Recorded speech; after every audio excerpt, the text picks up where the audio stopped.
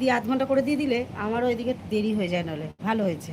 তাহলে এখন কিশোর ভাই আছে, কিশোর ভাই তুমি আছো খালি, আর আমাদের শিল্পা আছে। শিল্পা কি করে কি বলেছিল কবিতা দি, ও ওই যে ও না ওই আমাদেরকে আমরা বন্ধু করেছি কিন্তু ও আমাদের বন্ধু ব্যাগ দেয়নি, এই এক নম্বর।